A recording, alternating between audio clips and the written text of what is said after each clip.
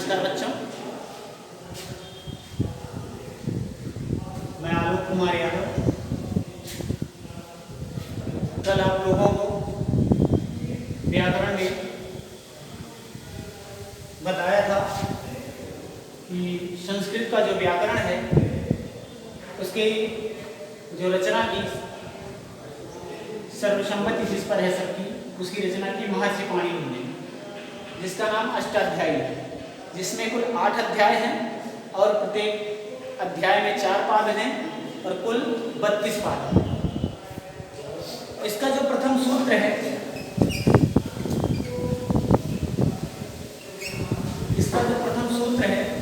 वो है वृद्धिरादेश। प्रथम सूत्र जो है वो है वृद्धिरादेश, और जो अंतिम सूत्र है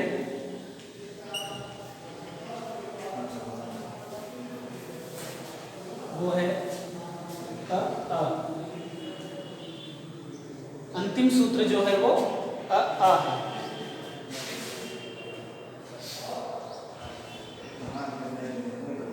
और इसमें कुल सूत्रों की संख्या जो है,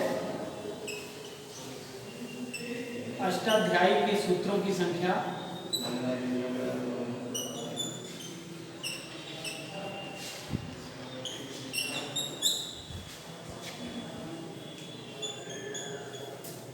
अष्टाध्यायी के सूत्रों की जो संख्या है वो 3978 है, लगभग 4000।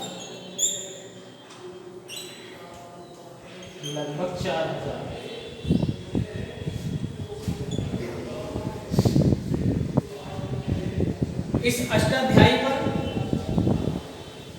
भट्टोजी दीक्षित ने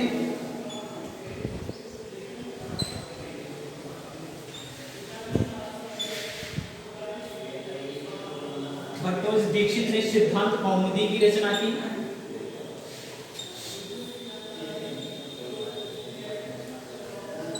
सिद्धांत कौमुदी की रचना की और इनके शिष्य वरदराज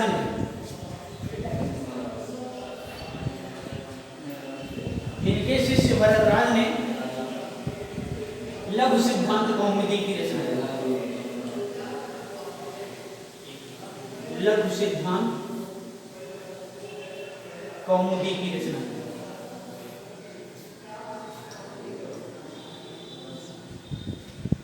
इस प्रकार से अष्टाध्यायी पर भट्टोजी दीक्षित ने सिद्धांत कौमुदी और उनके शिष्य वरदराज ने लघु सिद्धांत कौमुदी की रचना की।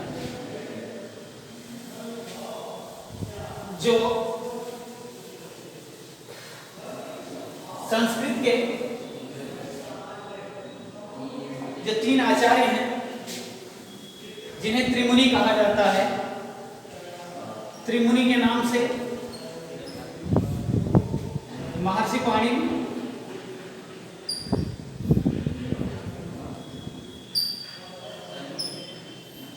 इन्हें सूत्रकार कहा जाता है,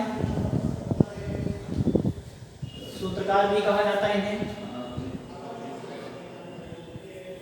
कात्यायन,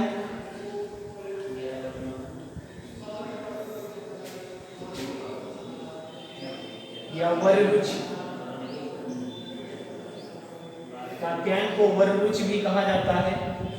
ये वार्तिककार कहलाते हैं।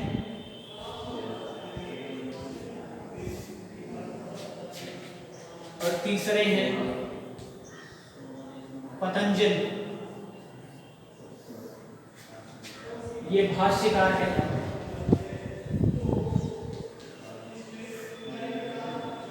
महर्षि पाणिनि सूत्रकार कहलाते हैं क्योंकि इन्होंने सूत्रों अष्टाध्यायी में सूत्रों की रचना की है। कात्यायन या वररुचि वार्तिककार कहलाते हैं क्योंकि इन्होंने महर्षि पाणिनि की अष्टाध्यायी पर वार्तिक लिखा है, इसलिए इन्हें वार्तिककार कहा जाता है। और पतंजलि जो है, इन्होंने अष्टाध्यायी पर महाभाष्य लिखा है, जिसके कारण इन्हें भाष्यकार भी कहा जाता है। तो त्रिमुनि के नाम से महर्षि पाणिनि, कात्यायन और पतंजलि, ये तीनों प्रसिद्ध हैं, जिन्हें त्रिमुनि कहा जाता है। संस्कृत साहित्य का त्रिमुनि, ये 3 संस्कृत साहित्य के त्रिमुनि हैं।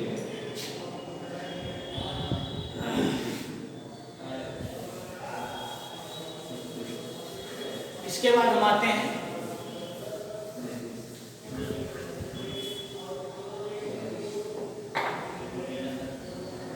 माहेश्वर सूत्र की तरफ चलते हैं।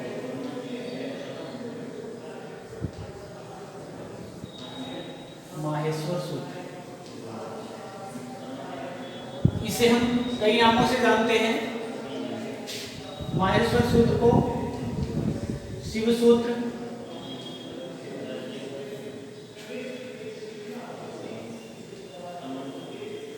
चतुर्दश सूत्र,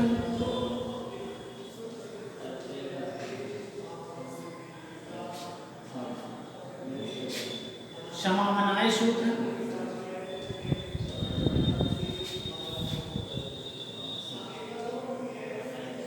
आदि नामों से जानते हैं। तो इसमें जो माहेश्वर सूत्र की रचना की है वो महर्षि पाणिनि ने किया है, और वे माहेश्वर सूत्र हैं। नंबर 1, आ ई ऊड़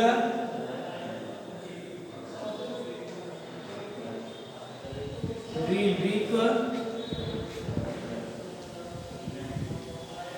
के ओम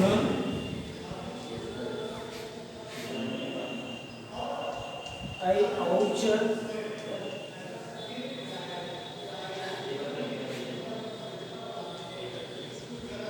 ह य व र ट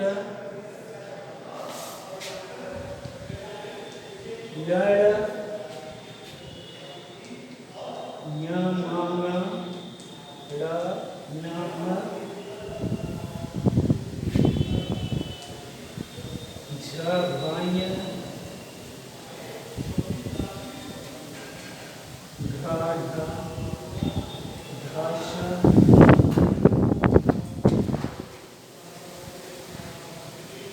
ज ब ग ड द श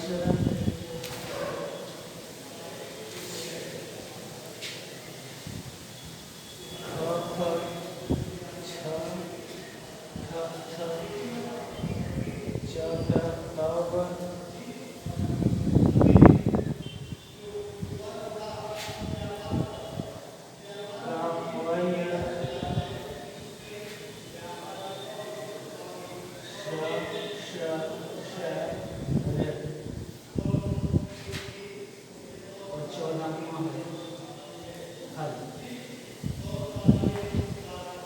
इस तरह से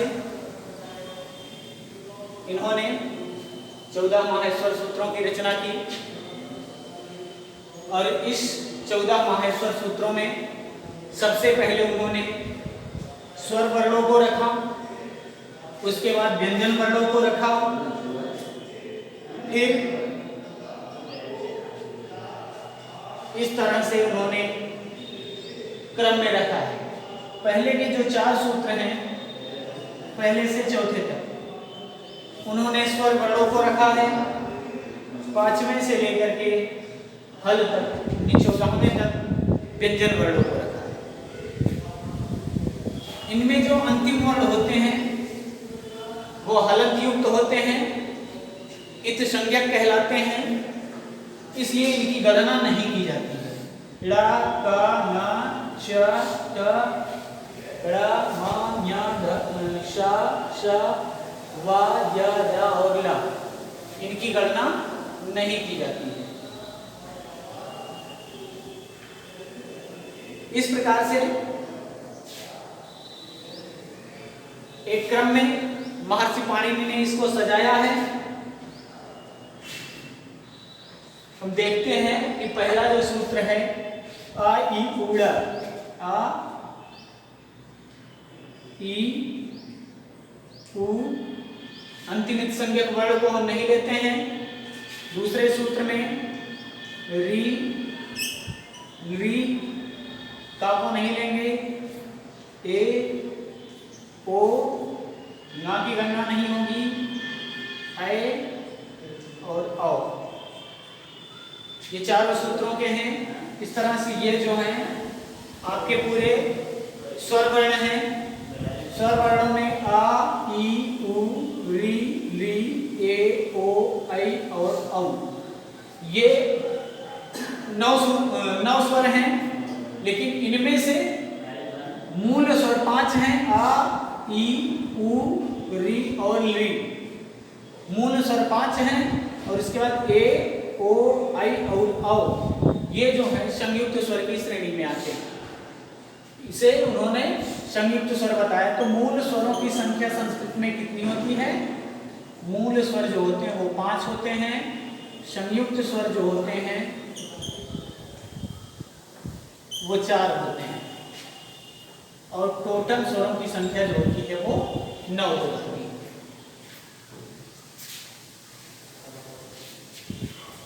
इस तरह से इन्होंने स्वर को बताया। इसके बाद हयवरट से लेकर के हल तक व्यंजन वर्णों को बताया है, और इन्हीं 14 माहेश्वर सूत्रों से ही महर्षि पाणिनि ने प्रत्याहारों की रचना की है, जिनकी संख्या 42 है। तो प्रत्याहार भी इसका बनता है, जो टोटल स्वर हैं, मूल स्वर और संयुक्त स्वर को मिला करके एक अच प्रत्याहार बनता है। अच प्रत्याहार, इसीलिए स्वरों को अच भी कहा जाता है। स्वर को अच कहा जाता है। अयों के आ को और अयोज के चा को लेकर के अच प्रत्याहार बना हुआ है। तो प्रत्याहार जो होता है वो संक्षिप्तीकरण का काम करता है, सूत्रों को संक्षिप्त कर देता है। इस तरह से अच प्रत्याहार कहने से हमें पूरे स्वरों का बोध हो जाता है। अच का मतलब ही होता है स्वर। तो यदि हम अच की बात करते हैं तो अच का मतलब है संपूर्ण स्वरों की बात हो रही है। और उसके बाद हैवरट है, हैवरट के हा को लेकर के और हल के ला को लेकर के हल प्रत्याहार बना हुआ है। इसीलिए व्यंजन को हल भी कहा जाता है। हल कहने का मतलब होता है कि आपके संपूर्ण व्यंजन बचे। तो हम देखते हैं कि इसमें टोटल व्यंजन वर्ण हैं आपके। महर्षि पाणिनि ने संस्कृत में संयुक्त व्यंजनों की चर्चा नहीं की है। संस्कृत में संयुक्त व्यंजन नहीं है। जैसे हिंदी में होता है छ, त्र, ज्ञ और एक आ गया स्र। इस तरह से संस्कृत में छ, त्र, ज्ञ और स्र की गणना नहीं की जाती है। संयुक्त स्वर संस्कृत में नहीं माने गए। तो यहाँ पर जो 5 वर्ग हैं, का वर्ग, चा वर्ग, टा वर्ग, ता वर्ग और पा वर्ग, तो पांचों वर्गों में 5-5 वर्ण होते हैं। एक वर्ग में 5 वर्ण, इस तरह से पांचों वर्गों में 25 वर्ण। तो प्रत्येक वर्ग के प्रत्येक वर्ण इसमें आपको मिलेंगे। माहेश्वर सूत्र के प्रत्येक सूत्र में आपको खोजने पर प्रत्येक वर्ग का एक वर्ण मिल जाएगा आपको। जैसे कि देखते हैं का वर्ग का, यहाँ देखिए 12वें सूत्र में का, 11वें में खा, और यहाँ 10वें में गा, 9वें में घा और 7वें में गा। तो का वर्ग के 5 वर्ण आपको इसमें दिखाई दिए। इस तरह से चा वर्ग के भी 5 वर्ण आपको इसमें मिलेंगे, टा वर्ग के भी मिलेंगे, ता वर्ग के भी मिलेंगे और पा वर्ग के भी मिलेंगे। तो इस तरह से उन्होंने माहेश्वर सूत्र में स्वरों और व्यंजनों का क्रम निर्धारित किया है।